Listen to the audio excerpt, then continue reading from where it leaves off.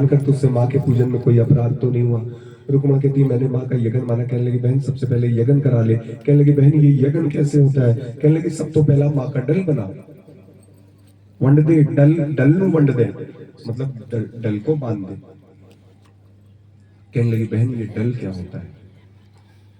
कहने लगी लाल तूल का कपड़ा हल्दी रोली से रंगे हुए, चावल लौंग सुपारी इलायची दक्षिणा दूध डाल के माँ को निमंत्रण दे कि माँ मैंने तेरा जगराता रचाया है, तू मेरे जगराते में पधार। जिस तरह आप बिना निमंत्रण के अपने भाई सगे भाई की शादी में नहीं जाते, उस तरह माँ भी नहीं आती। बोलो सच्चे दरबार की, दुर्गे मैया की। रुक्मण गई डल बनाने, और डल बनाकर रानी के पास ले आई। जिसने बताया कि ऐसे बना ले उसी के पास ले आई। देख रानी ठीक बना। अब रानी डल को देखकर प्रणाम करती है, क्योंकि रानी माँ की भक्तन होती है। कहती रुक्मण सबसे पहले मुझे तूने डल दिखा दिया, जा ये डल मैं स्वीकार करती हूँ, मैं तेरे यहाँ जगराता करने आऊंगी, ये डल ले जाकर मंदिर में पुरोहितों को दे दे।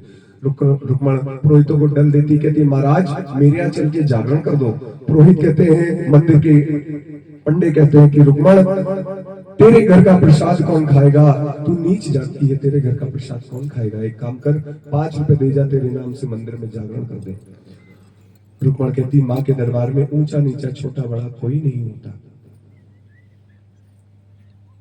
परंतु ब्राह्मण कहते हैं हम नीचों के घर का प्रसाद नहीं खा सकते।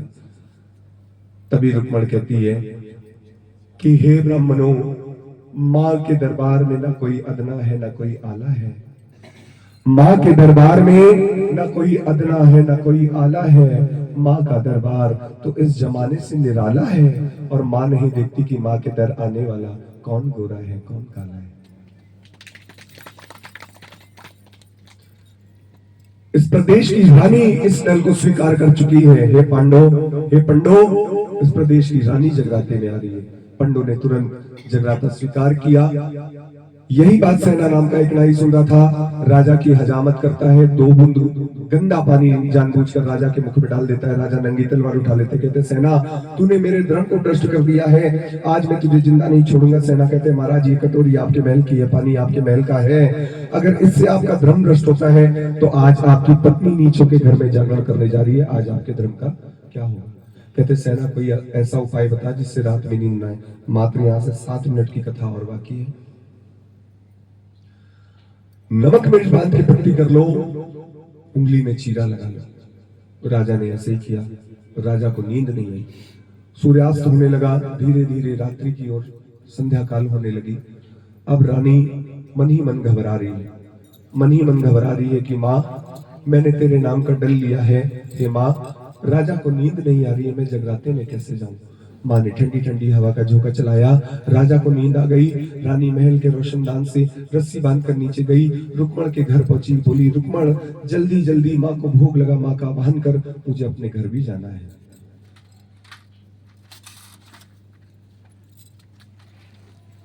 ये सब एक में पलट लीजिए, सब एक में पलट लीजिए और गरी के छोटे छोटे टुकड़े कर दीजिए। मखाने थोड़े डालिएगा, बाकी सब पलट लीजिए। उसी थाली में पलट लीजिए, बस मखाने इतने डालिए बस। क्या तो जय माता दी, प्यार से बोलो। 2-4 लोग बैठकर गरी पे थोड़े नहीं, ऐसे हाथ से टूट जाएगा, हाथ से टूट जाएगा, उल्टा करके थोड़ी, हाँ ऐसे बस।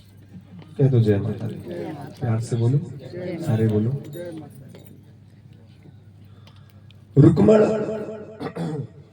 और रानी मिलकर जैसे ही माँ का आह्वान करती है, राजा की नींद खुल जाती है। राजा समझ जाता है कि रानी नीचों के घर में जागरण करने गई है। पीछे पीछे जाता है तो दिखता क्या है कि रुक्मण के घर से शोर हो रहा है, शोर हो रहा है।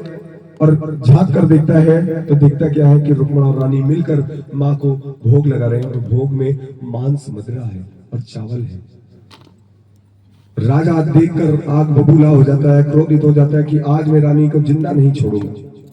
महल लौट जाता है, रानी अपने कोठे में प्रसाद लेती है और महल के लिए जाने लगती है। तभी मंदिर के पुरोहित कहते रानी ठहर जाओ, इस प्रसाद को यहीं खा लो। क्योंकि ये नहीं चूंकि घर का प्रसाद है तुम इसे ले जाकर बाहर फेंक दोगी और हमें ये प्रसाद खिलाकर हमारा अपमान कर दोगी। रानी इस प्रसाद को यहीं खाओ।